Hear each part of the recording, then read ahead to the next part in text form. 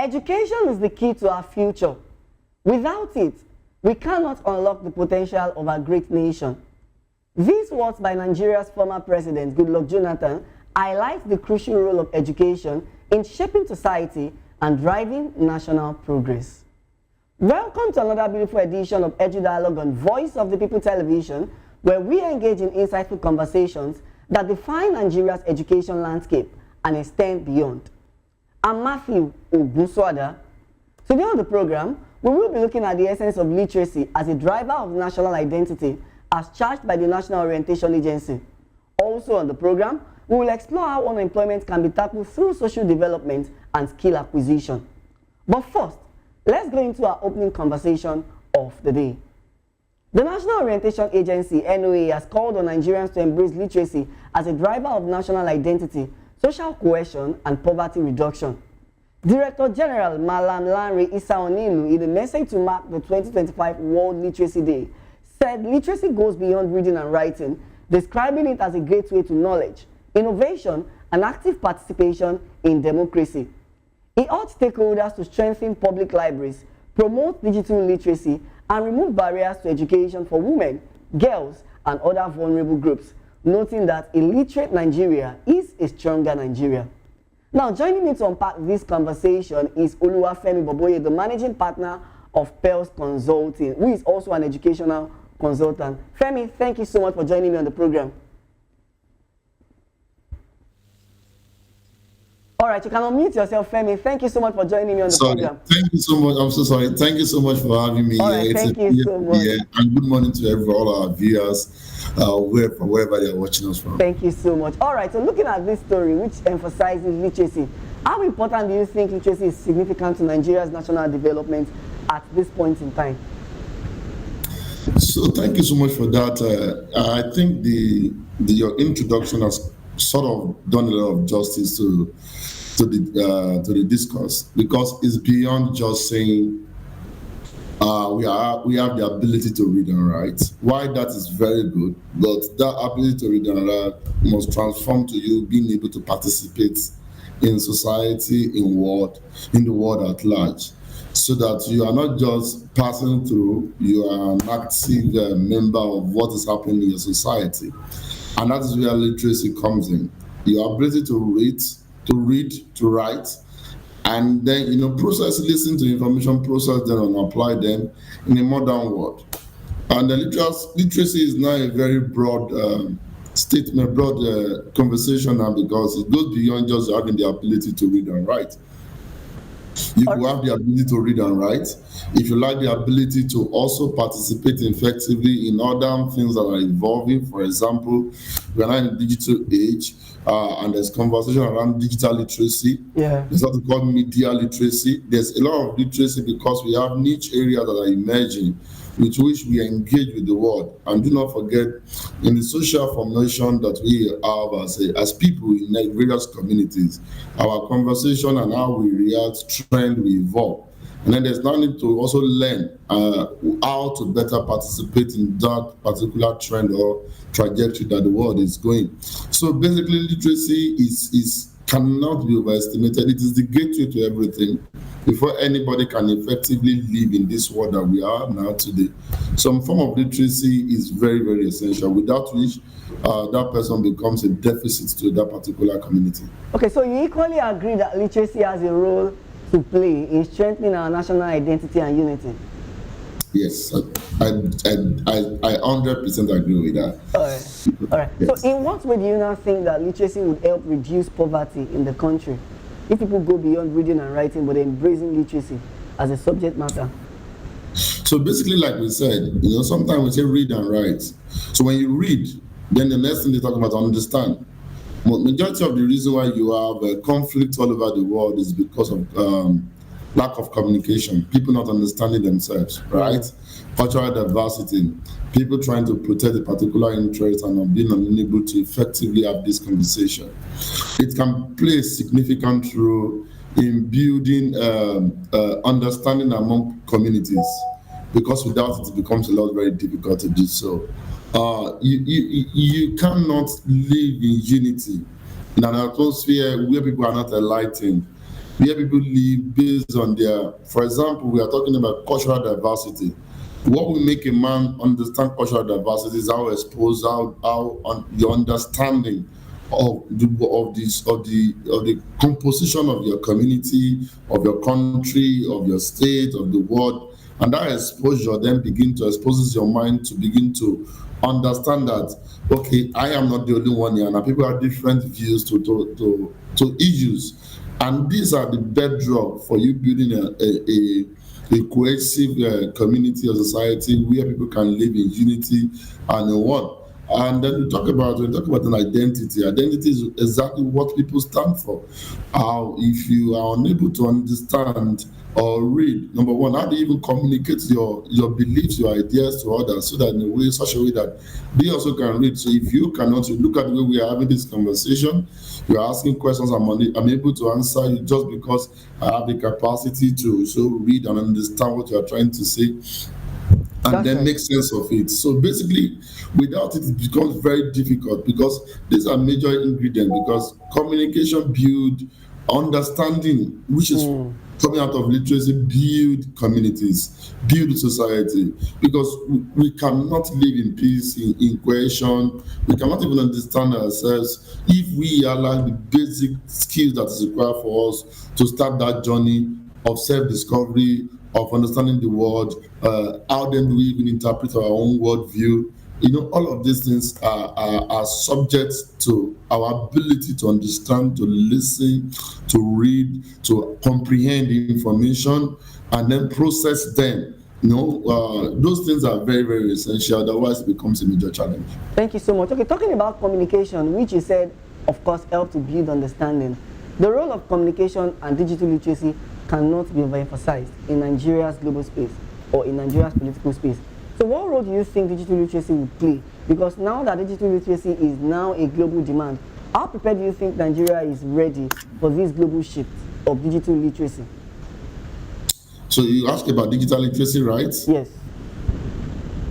So basically, as you can see, majorly, I like the fact that when you started, you said the National Orientation Agency was the agency that made some pronouncement. Yes. That is where they also come in. I think one of the major agencies that has the greatest role to play in advancing whatever the goal of this country is that agency, National Orientation Agency, because majorly it's about communicating with people, right? It's about how do we even set the idea or the goal. Why are we trying to acquire digital literacy as a nation? Why must young people, even adults, even older people embrace it? Why? Who is communicating these values to them? Because do not forget, so many people have different perspectives towards life, and that is where literacy comes in. Your ability to communicate to them, and then you also believe that they also are literate in a way to have the capacity to comprehend what you are telling them. So that is where the NOA comes in, because majorly, I always tell people, they are the agency with the chunk of the work that we need to do. But now social orientation, social engineering, helping us to understand. And I know they have the structure to get this information down to the grassroots, even using town crafts, speaking to people in language they can understand. So the issue of the digital literacy, which is a pivotal, okay, as a nation, we've identified that we want to participate in the 21st century economy.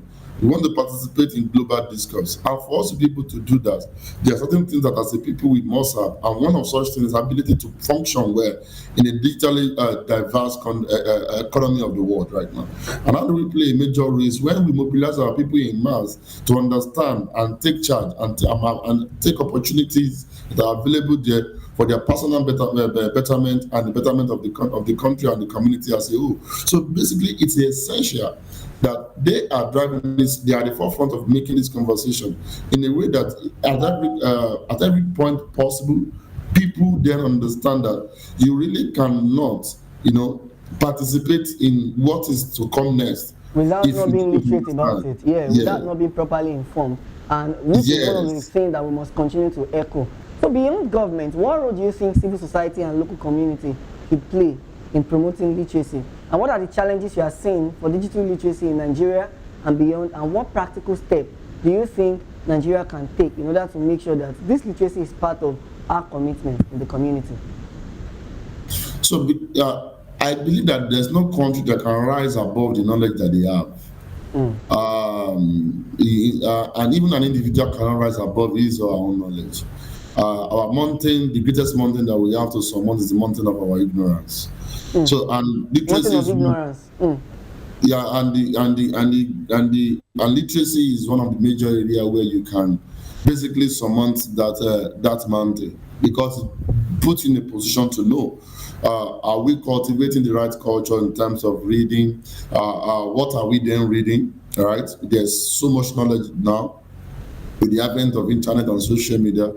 What do we allow to dominate that particular space in terms of helping us as a nation?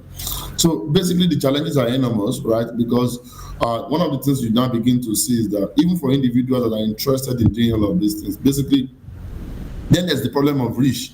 So basically, whatever we are doing now, thankfully, we are able to have this meeting without me having to be physically present in the office, and we are having this conversation.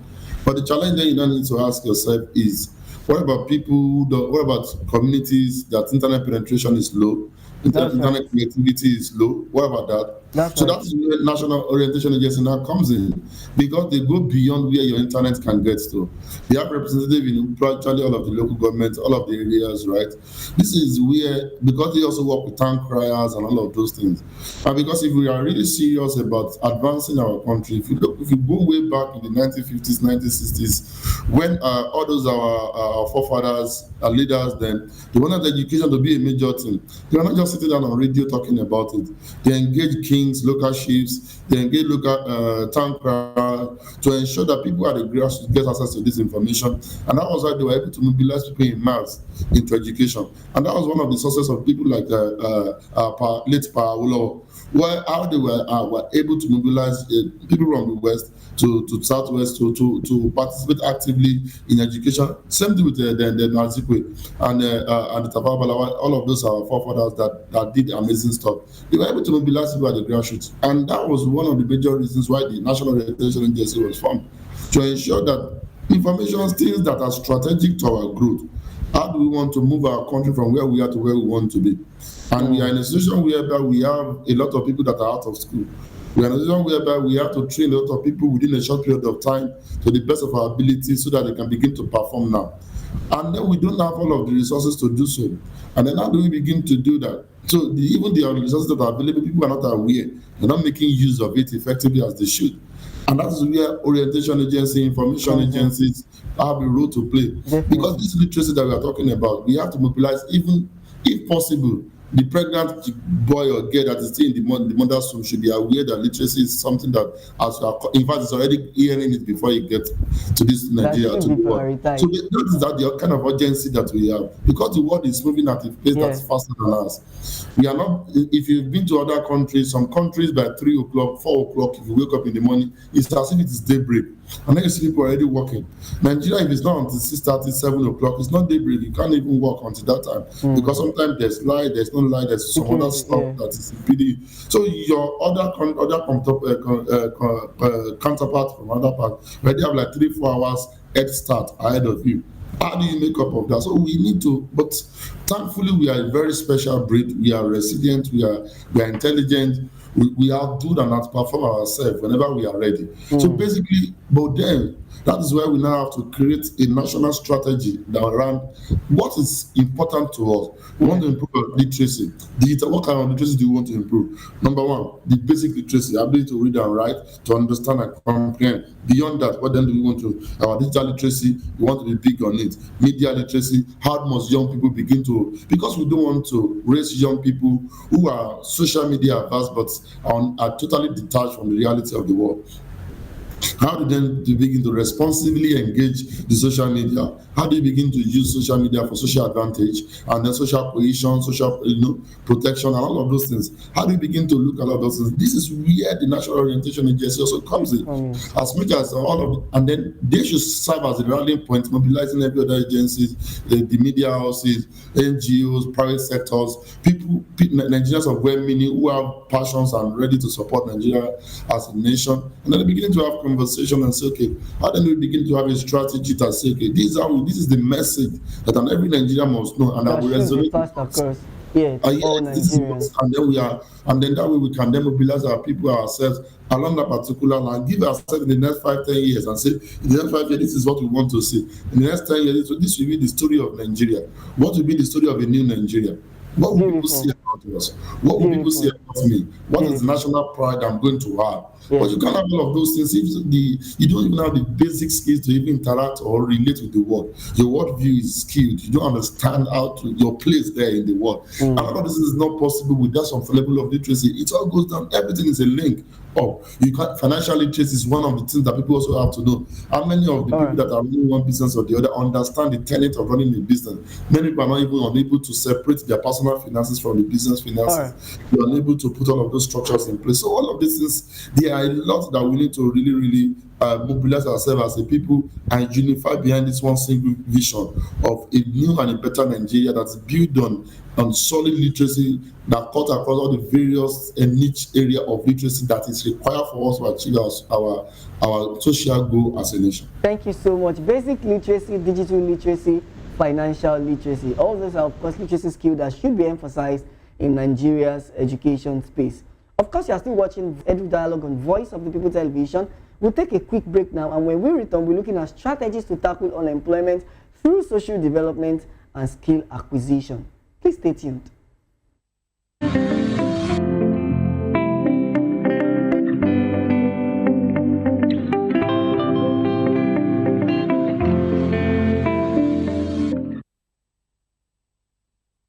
Are you ready for the extraordinary? Something big is happening on your screen. Introducing VOP TV. Now streaming on SLTV channel 264. From breaking news to captivating conversations, news analysis, giving you all sides to the story. We bring in-depth discussions on the issues that matter, from politics to sports, entertainment, and lifestyle. VOP TV on SLTV channel 264. Join us as we redefine what television means to you. Voice of the People Television, VOP TV. Now you have more than a voice.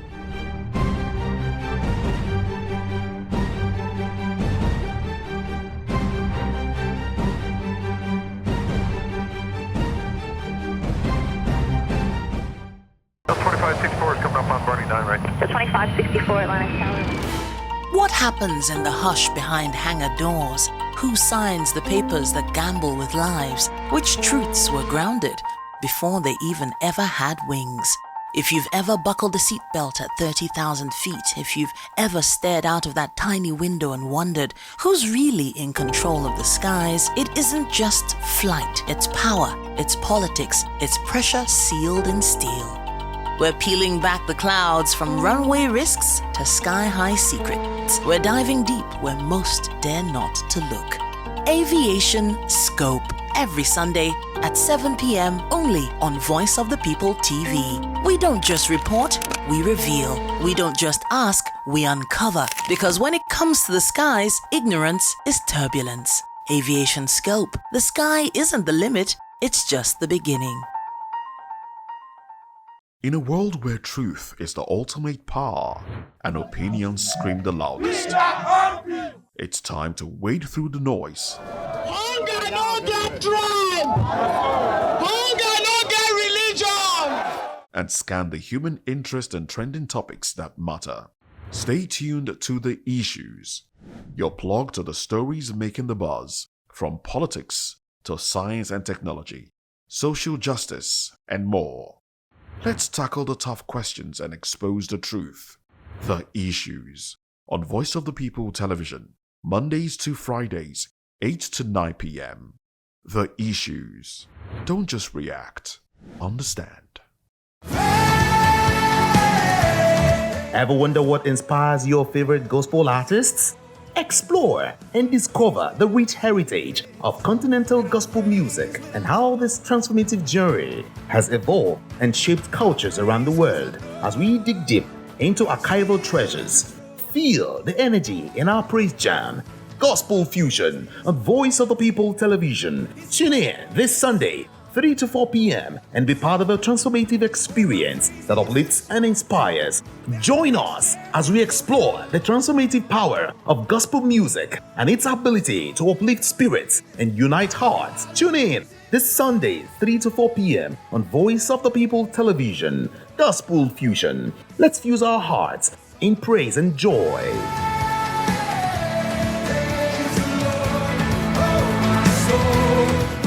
Everybody keep watching Voice of the People. All right? Love you all. Hello, sweetie. What's going on? My name is Kiki. Keep watching VOP TV. Thanks. Hey guys, what's going on? Olumide Oru, the Fresh Prince of Lagos here, and this is VOP TV, guys. Hello guys, I want you to please keep on watching VOP TV. Ladies and gentlemen, my name is Hafiz Oyetoro. Please keep watching VOP TV. Shout out to VOP TV. Very big shout out to the fans and lovers of VOP TV. My name is Tayo Fanyuro. I'm an actor that you are going to live to love. Keep watching. Cheers. Hi everyone, so shout out to VOP.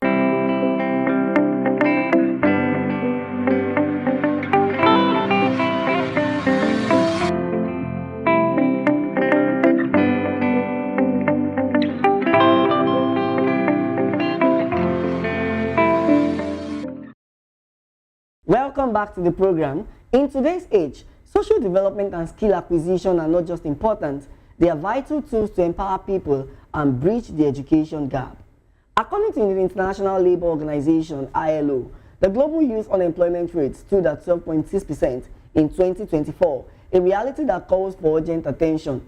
Additionally, while social development focuses on improving the well-being of every individual so that they can reach their full potential, skill acquisition provides a practical pathway to reducing unemployment, tackling poverty, and keeping young people relevant in a rapidly changing world. Here in Nigeria, and particularly in Lagos State, the conversation becomes even more critical as we continue to deal with rapid urbanization, inequality, and persistent youth joblessness. But the question remains, how can social development and skill acquisition truly transform the lives of young Nigerians, strengthen our communities, and contribute to sustainable growth? And of course, to help me still unpack this conversation, I still have with me Oluwafemi Boboye, the founder of Pearls Consulting. Thank you so much, Femi, for joining me once again. Now, in your own view, how would you define social development and why is it so important in today's age to tackle unemployment? So, thank you so much for having me. I think one of the things we also must understand is that social development, do not forget, we talk about social development because you have people coming together under a social gathering, maybe a community, family, or country or state, or maybe based on ethnicity, as the case may be. And then for that to happen, for people to get the most out of that gathering, to say you go for a social event, a social gathering, and it's talking about how we then socialize within the context of either our geographic location or the kind of heritage or bond that brings us together. But then the question then you need to ask yourself is this: what is now the need for social development? It's because do not forget, in every social gathering, there's what we call inequality. And what it means is that you have the haves and the have-nots. You have people who are high and you have people who are low. Then the question is, how do we then bridge this gap so that we have a level playing field for everybody? We know that everybody will not be the same, but nevertheless, everybody as a whole, we have access to some of the basic things that makes us to be a social being. Because number one, you are talking about access, you're talking about participation, you're talking about ability to get certain things done. And all of these things are fundamental and they are very essential for any society to function.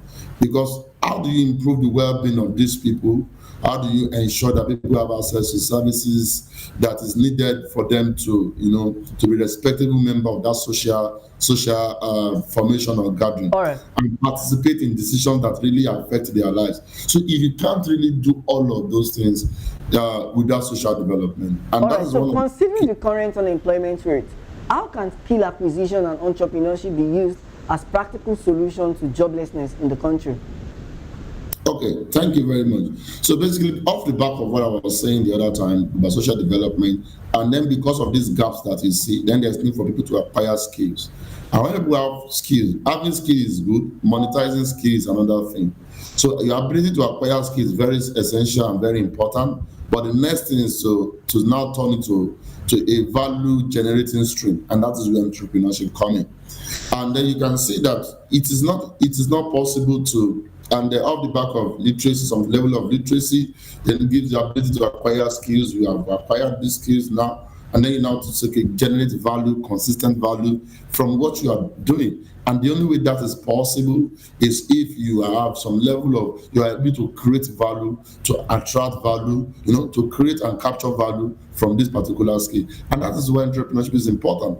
It is essential for people to understand that entrepreneurship is not just buying and selling. It's about creating solutions that also solve social needs or social issues or social problems. For example, somebody discovered that is doing something around the provision of access to or increase access to healthcare services, and you are making money from that, and that's an entrepreneurship. But you are solving a real problem, and that is very essential. And the more entrepreneurs we are solving the real problem, the more social issues are addressed, because all of these things are interwoven within the context and the fiber of the society. All right. So, as one who is passionate about entrepreneurship, what program or initiative have you seen that has successfully empowered young people through social development?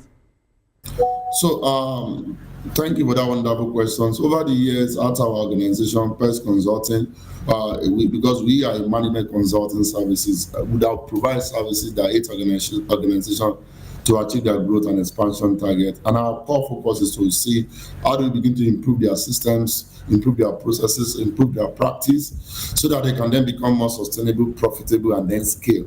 And over the years, we've seen programs like Amplify Business Accelerator, we have Amplify Business Clinic. Recently, we are working with the Lagos State Government in partnership with Lagos State Government Ministry of Youth and Social Development to develop what we call Amplify Business Clinic, where young people who are running one business or the other are receiving training, more like a master, and then a mini MBA. It's even more than mini MBA, because the sheer number of courses and topics that you have to be, and then the engagement, the real life scenario, case studies, assignments, assessments, pitching, competition, all of those things. And what we have seen and what we are trying to talk about in that area is to see that when people know better, they are in a position to do better.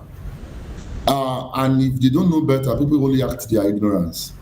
And so it's very important that young people who are running one business or the other, who probably may not have the requisite knowledge or skills as it may to effectively run a business, have the platform to learn from industry experts, from people who have gone that way.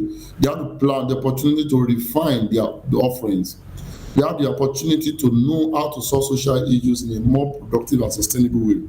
All right. They have the opportunity to also peer network.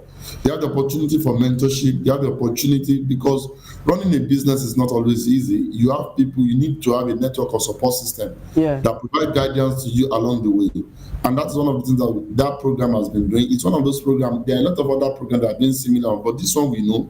And in the last 3 to 4 years, we've seen amazing results comes out of this program, and businesses multiplying their revenue, growing their businesses, doing way better than they've done in the past because of some of the training that they are doing. Like I said, when people know better, they are in a position to do better. When people know better, they are in a position to do better. Femi Boboye, thank you so much for your wonderful time on the program. Thanks for having me. All right.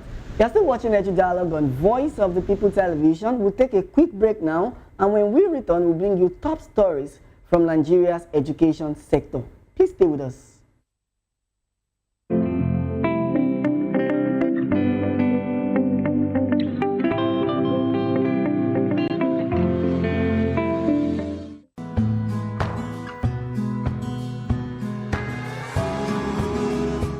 In the heart of Nigeria, during one of the most politically charged seasons in recent history, the 2023 elections, an idea was born. A bold voice, a daring vision, a name that echoes across homes, streets, and hearts of the common Nigerian. VOP Media. The name VOP, a spark that ignited our identity, was coined by a renowned broadcaster Rufai Oseni. It all started with radio. No money, few hands, but one unstoppable drive to report the truth fearlessly. VOP Media isn't just a name, it's a mission, speaking the minds of the common Nigerian.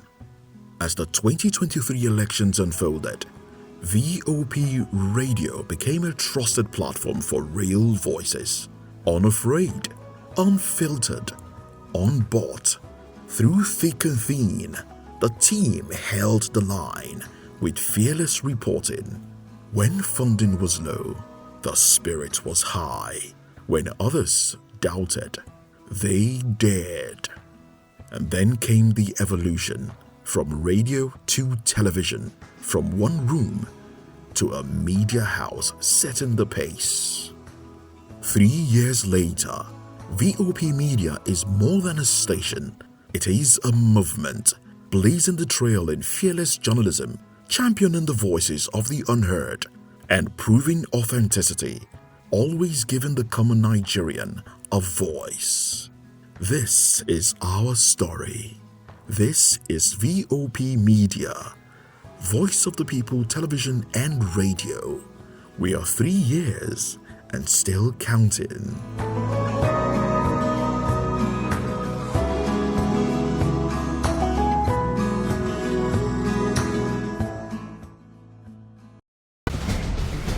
Join us as we drive into the world of politics through insightful interviews with prominent political figures, both serving and former governors, ministers, senators, legislators, party chieftains, activists, and analysts. Get first-hand information into the decision-making processes that affect our daily lives. Highly engaging one-hour program that brings political discourse into focus.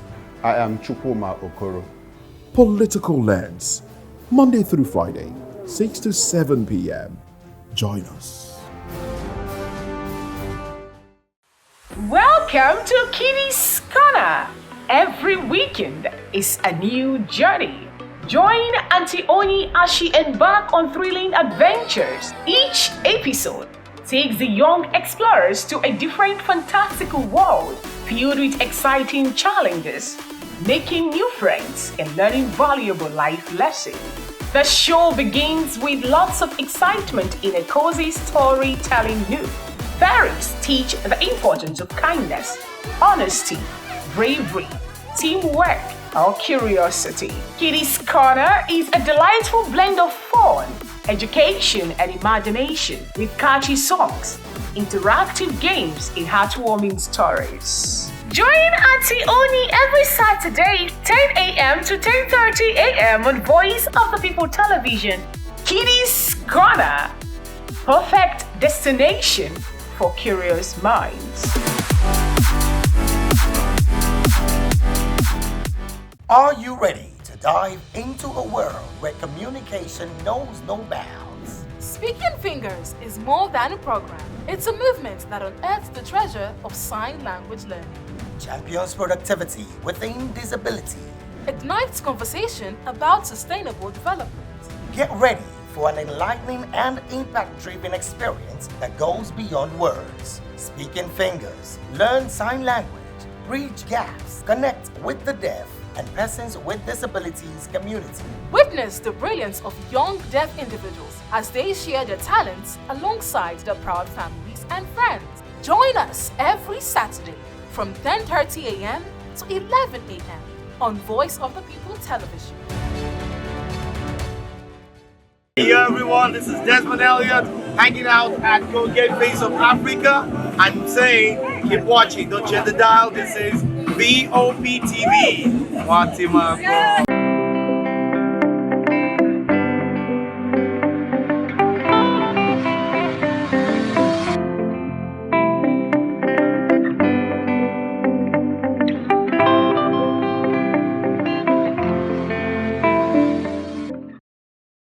Welcome back to the program. In a bid to expand literacy across the nation, the federal government has launched a comprehensive mapping exercise to identify individuals who are out of school or non-literate. This initiative, according to the Minister of State for Education, Professor Suwaiba Ahmad, aims to enroll millions of Nigerians into relevant and inclusive literacy programs. Speaking at a press briefing, Professor Ahmad emphasized that literacy is fundamental to national development, while explaining that with the data collected, the government will be able to tailor literacy programs to the specific need of individuals, empowering them and promoting inclusion. This initiative is a significant stride towards creating a more educated and empowered society. Moving on, the Abia State government, under the leadership of Governor Alex Oti, has banned graduation ceremonies for nursery, primary, and of course school students that are not in exit classes, both in private and public schools. In addition, the government has abolished the compulsory combination of textbook and workbook by publishers, a practice that has made it difficult for parents to reuse textbooks for younger generation. Prince OK Kanu, Commissioner for Information, disclosed the decision during a press briefing following the State Executive Council meeting, emphasizing that graduation ceremonies will now only be permitted for primary 6 pupils and SS3 students. In agreement with key stakeholders in the education sector, these policy changes are part of the state's ongoing commitment to improve the quality of education while reducing unnecessary financial burdens on parents and guardians. And to wrap up the news, let's tell you that the Lagos State House of Assembly is considering the University of Medicine and Health Science Bill 2024, following a one-day public hearing held by its Joint Committee on Education, Tertiary Institutions, and Health Services. According to the bill, the establishment of an independent University of Medicine and Health Science is proposed, separating it from the current College of Medicine at the Lagos State University. The new institution aims to train medical professionals, promote healthcare research, and broaden access to higher education across the state. Speaking at the hearing, Ajani Owolabi, the co-chairman of the Joint Committee, emphasized that the proposed university will operate under a strong governance system, including a governing council, senate, congregation, and convocation. In addition, Adedamola Kasumo, the deputy majority leader, explained that the bill consists of 5 sections and is specifically designed to address the growing challenges in the healthcare sector, including the issue of brain drain. And that's where we draw the curtain on today's edition of Edu Dialogue on Voice of the People Television. From literacy to skill acquisition and education reforms, the message is clear. The future of Nigeria depends on how well we invest in knowledge today. Do well to subscribe to our YouTube channel. On YouTube, we are Voice of the People TV, and across all other social media platforms, we are at VOP TV Live. If you witness news happening near you, we want to hear from you. So, send your eyewitness report, event coverage request, photos or videos directly via WhatsApp to 0814-606-4057. You can also reach our newsroom via email, news@vop.ng. My name is Matthew Ogunsoada saying thank you for watching and bye for now.